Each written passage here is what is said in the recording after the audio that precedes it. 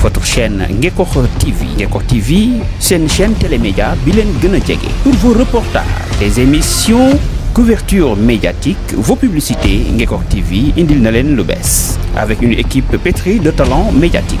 Ngekokh TV, un autre élan de la médiation sénégalaise. Partagez et abonnez sur votre chaîne Ngekokh TV.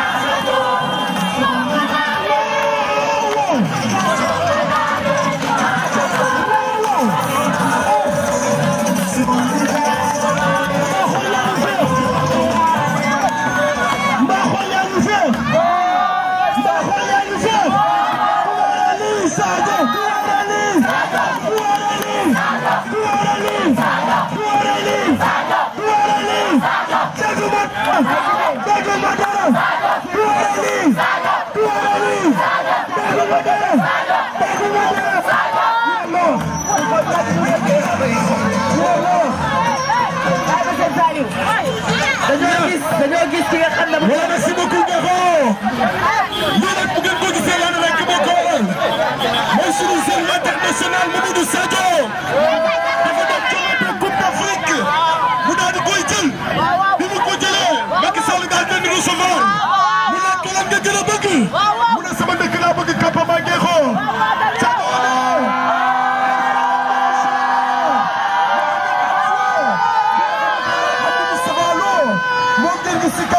Mo ànd ak ki nga xamante ne mooy Lamine Sadio ñu fas yéene def caravane bu mel nii est-ce que kontaan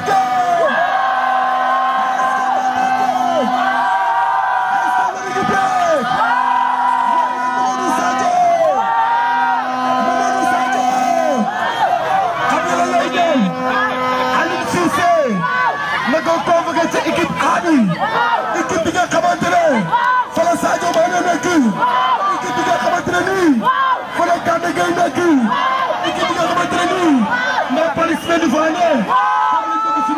deuxième fois. Tout est possible avec Abdou Moustapha Lo.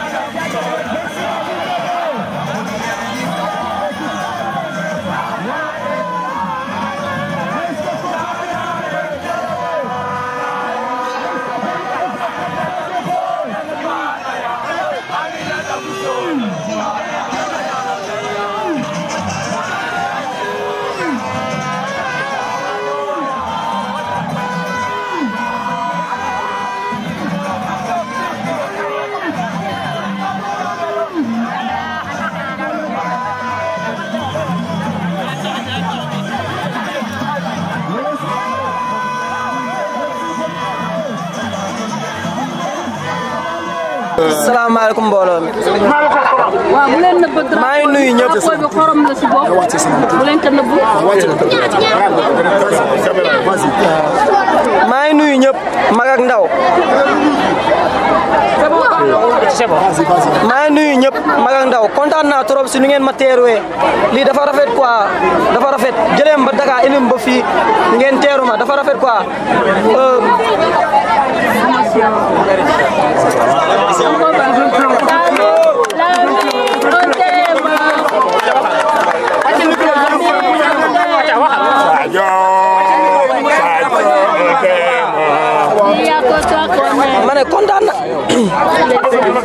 ma ne kontaan naa trop nu ngeen ma teeruwee inshallah naa def lu war inshallah su neexee yàlla merci beaucoup waay.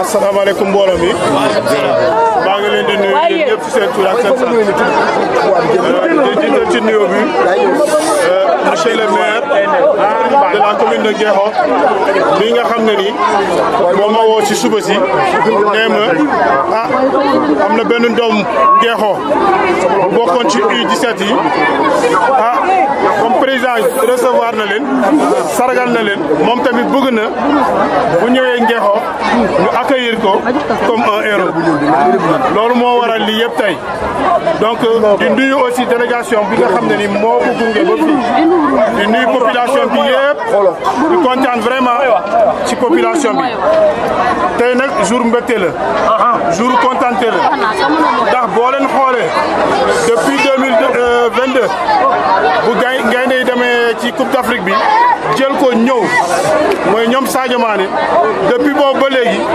Coupe d'Afrique bu ñu teg catégorie bu mu mënta doon Sénégal jël na ko et ça c'est une première dans l'histoire donc y a pas un pays bi nga xam ne ni mus na def loolu donc loolu dañ ci kontaan di ci féliciter joueurs yi yëpp surtout les U17 surtout suñu héros bii nga xam ne ni tey mooy doomu Ngexo di tudd Mamadou Lamine di sama turando vraiment maa ngi kontaan ci moom bu baax a baax di ko féliciter di ko ñaanal lu mu bëgg moo ko xam yàlla na ko yàlla defal donc carrière internationale lañ koy ñaanal yàlla na ko yàlla yombal lu mu seen si at yu néew ñu gis ko tudd ko ci professionnel yu gën a mag ci monde bi donc vraiment maa ngi leen di nuyu di kontaan di leen ne lii yëpp boo leen ko gisee dafa am lu ko war ndax président de la république dafa jàpp sport bi def ko même moomeel boppam lépp lu ci war def na ko moo tax actuellement Sénégal boo foo dem am na stade bu bees bu ñu fay tabax wala stade bu ñuy rénover donc loolu mooy jumtuwaay yi nga xam ne ni la ñuy mettre à la disposition de la jeunesse du sport pour que suñu doom yi ñu bañ a naw kenn te lu ñu bëgg ci sport bi ñu mun koo am donc loolu moo waral résultat yi donc dañuy ñaanal président aussi mu gën a dooleel le sport en général donc di vraiment remercier le jeune qui est là avec nous di wax jeunesse Ngexo bi rien n'est impossible li nga gëm boo ci defee fulla def ci fayda li nga bëgg di nga ko am donc sport bi léegi c'est un moyen de réussir football dafa am solo aujourd'hui ku nekk waajur bu nekk yaa ngi ñaan yàlla may la doom boo xam ne ni footballeur lay doon ndax vraiment c'est une voie bi nga xam ne ni n'est-ce pas donc képp koo xam ne ni tey sport fu mu toll donc da ngay ñaan yàlla mën a réussir ci loolu donc di remercier aussi 12e Gaïndé gis nañ seen taxawaay fépp fu équipe nationale dem ngeen ànd ak moom donc vraiment maa ngi leen di féliciter di remercier aussi le commandant n'est-ce pas ci sécurité bi mu ñu assuré nii donc di leen ne vraiment Mamadou Lamine bravo encore une fois merci beaucoup donc vraiment kontaan nañ voilà donc en français donc je salue d'abord cette initiative donc du maire de Ngexo qui a initié, n'est-ce pas, donc cet accueil au niveau de Ngexo. Donc c'est un honneur pour nous de voir un fils de Ngexo parmi, n'est-ce pas, donc les lions qui ont été honorés aujourd'hui, récompensés par le président de la République, Macky Sall. Donc ça c'est une fierté pour Ngexo. Et c'est une première dans l'histoire de Ngexo d'avoir un fils de Ngexo parmi les, n'est-ce pas, donc les grands, les Gaïndés du Sénégal. Donc là, bravo Mamadou Lamine, nous vous félicitons et nous vous encourageons. Et il faut dire aussi que tout ceci est dû à l'effort que le président de la République est en train de mener dans la politique publique pour soutenir, n'est-ce pas, donc le sport de manière générale. Donc le Sénégal aujourd'hui fait partie des pays n'est-ce pas, donc sur le plan sportif, pour dire, même, je peux même dire le premier pays en Afrique sur le plan du football. Donc vraiment, c'est un honneur, c'est une fierté pour tous Sénégalais aujourd'hui, n'est-ce pas, de savourer cette victoire, n'est-ce pas, donc ensemble avec notre héros national qui est ici présent avec nous. Vraiment, nous sommes fiers de lui, nous sommes contents de lui. Vraiment, je vous remercie et bonne fête. Bio, bio, Sadio, Ligena.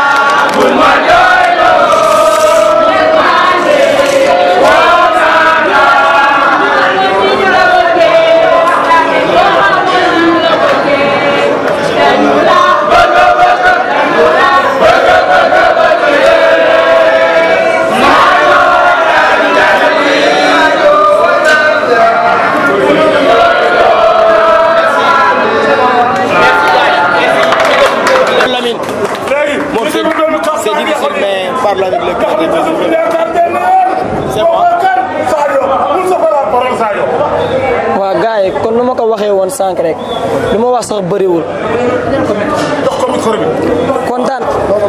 kontaan naa trop billahi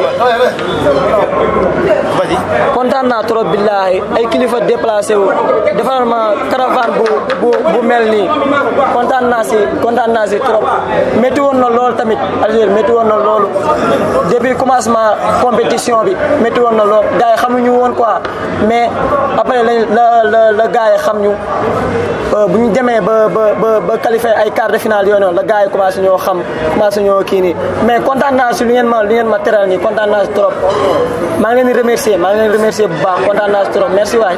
merci Mamadou merci Lamine. Mamadou kàddu yi rafet na xalaat nga waaye am nga fi yar kon di jox kàddu gi mu teg Thiam boo soxlaa faral Thiam. Bonjour tout le monde. C'est une grande fierté aujourd'hui pour la commune de Nguekho de recevoir son fils, Mamadou Lamine Sadio, qui fait non seulement la fierté de toute la commune de Nguekho, mais également la fierté de tout le département de Mbour et du Sénégal dans son ensemble. Donc c'est une grande fierté pour nous de le recevoir aujourd'hui ici à la mairie. Et puis dire également à tous les jeunes sportifs qui sont au niveau de Nguekho que ce qui arrive aujourd'hui à M. Sadio, qui a fait toute son enfance dans les petites catégories à Nguekho, que ce qui lui arrive aujourd'hui, vous pouvez le faire, vous qui êtes derrière lui. Sadio, tu le mérites. Tu as vraiment les félicitations de M. le maire, tu as les félicitations de tout Nguekho. Parce que depuis que tu es à Alger, les gens n'ont cessé de prier pour toi. Et puis toute la population de Nguekho, sans exception, tout le monde s'est mobilisé derrière toi et tout le monde n'a cessé de prier vraiment pour que tu nous rapportes cette coupe. Ce qui est fait aujourd'hui, nous sommes vraiment fiers de toi. Félicitations.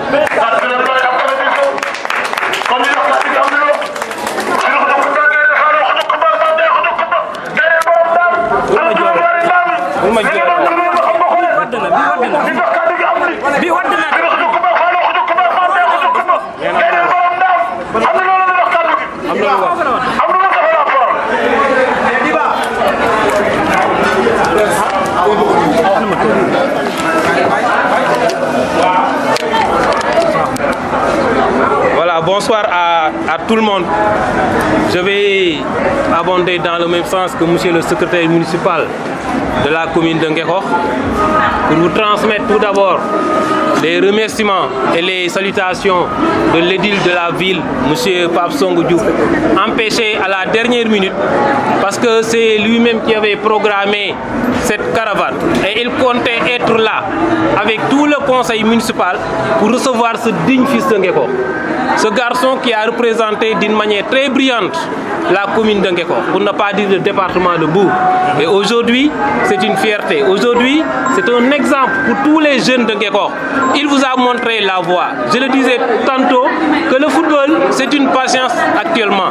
Il faut être très patient pour réussir dans le football. Il ne faut pas brûler les étapes. Il ne faut pas se dire que du jour au lendemain, je dois être pro. Non. Il faut respecter les étapes. Il faut apprendre le football. Comme disait Mawad Wad, le football, ça s'apprend à bas âge. Donc, depuis la plus petite catégorie avec les initiateurs de football, aujourd'hui, on sait que pour être au plus haut niveau, je crois qu'il y a des normes à respecter. D'abord, il y a ce qu'on appelle l'hygiène. L'hygiène, il faut respecter l'hygiène. Un sportif vraiment doit avoir une hygiène de vie propre. Et aujourd'hui, ce garçon l'a montré. Parce que c'est un garçon très effacé. Personne ne le connaissait dans la commune.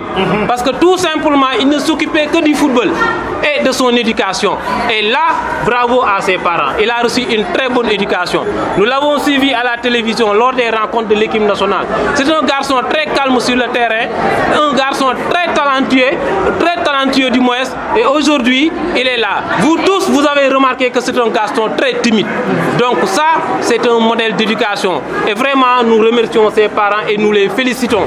Donc, le maire empêché m'a demandé de vous dire que lui, il va le recevoir personnellement dans son bureau avec ses parents la semaine prochaine. Donc, mais pour le moment, ce qu'il m'a chargé aussi de dire, comme le président de la République a reçu les Lions ce matin, comme le président de la République a donné une somme aux garçons, à chacun de deux, donc lui, le maire, il a pris en charge le terrain dans lequel il va construire sa maison. Donc,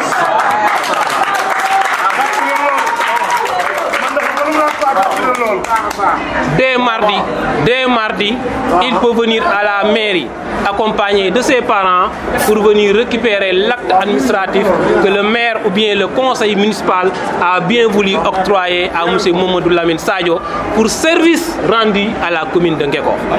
ngeen baal ma tuuti ma wax ci wolof. damay wax ne lii am tey mbégte bu rëy rëy la mbégte la ci bépp doomu Ngeko.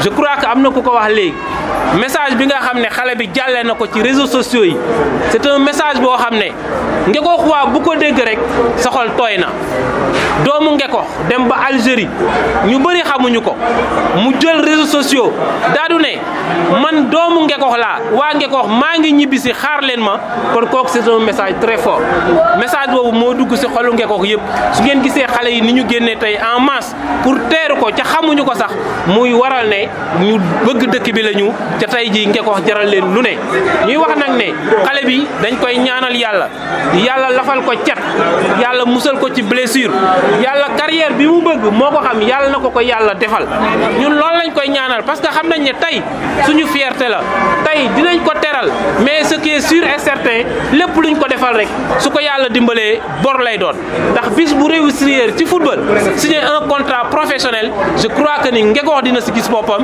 rakkam it nañ ci gis seen bopp centre de formation yi nga xam ne ñoo nekk si dëkk bi aussi dina si gis seen bopp parce que gis nañu ay Sadio Mané di dem seen dëkk di fa construire ay lycée di fa tabax ay stade ak yeneen loolu la ñuy ñaan moom yàlla defal ko yeneen doomu Ngeko yi nga xam ne ñoo ngi yëngatu ci football. léegi nag monsieur le maire dafa am empêchement de dernière minute moo programmé woon yëf yi ak conseil municipal bi su ngeen xoolee sax am na conseil yoo xam ne ñoo ngi ci suuf mais comme maire nekku fi loolu moo tax ñoom ñu préféré rester xaar maire. maintenant le maire nee na comme président de la république am na enveloppe bu mu jox ku nekk ci Lionceaux yi moom monsieur le maire dina ko jox terrain bi nga xam ni foofu la xale bi di tabax këram ca bu marde ak jàmm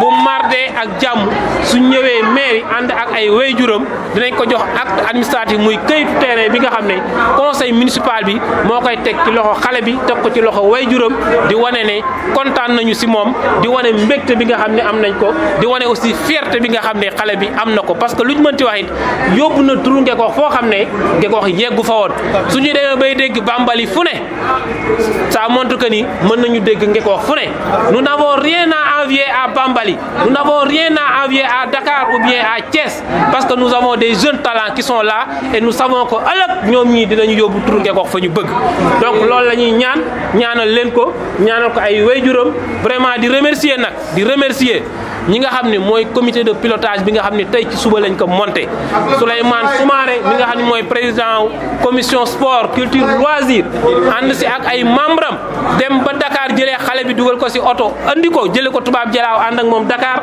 àndaat ak moom ñëw fii ak ñëpp ñi nga xam ne jàpp nañ si liggéey bi muy la presse muy la sécurité le commandant de brigade le sous-préfet les conseillers municipaux toute la population surtout les plus jeunes ñoom ñëpp ñu ngi leen di remercier teewuñu aussi ki nga xam ne mooy Ablaye Faye mi nga xam ne bokk na si ñi nga xam ne ñoom ñoo encadré woon xale bi ba tey mu toll fi mu toll gis nga wax naa ko ci suba nee naa ko petite catégorie moo ëpp solo ci football xale bi dañ lay jàngal li ngay def dañ la naan geste bi da nga koy répéter tant de fois si benn minute donc ça demande des moyens donc dañu jàppale waat école de football yi man day jël naa engagement lu ma mën ci conseil municipal bi dinaa ko def pour ñu bàyyi xel petite catégorie bi bàyyi xel école de football bi pour que prochainement ñu mën leen jàppale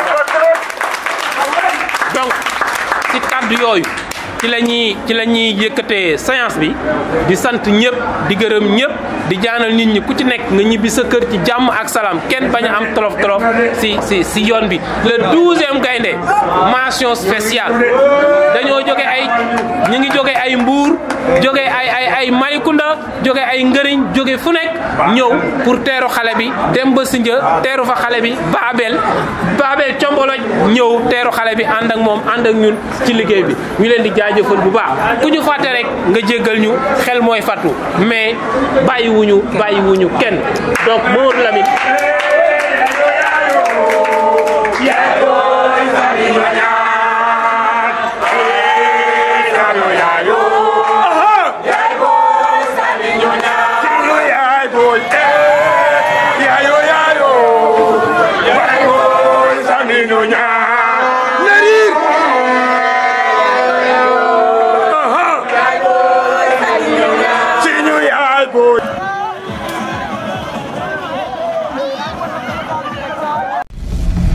chaîne Ngekokh TV. Ngekokh TV, c'est une chaîne télémédia bilen gëna djégé. Pour vos reportages, des émissions, couverture médiatique, vos publicités, Ngekokh TV indil na len lu bess. Avec une équipe pétrie de talents médiatiques. Ngekokh TV, un autre élan de la médiation sénégalaise. Partagez et abonnez sur votre chaîne Ngekokh TV.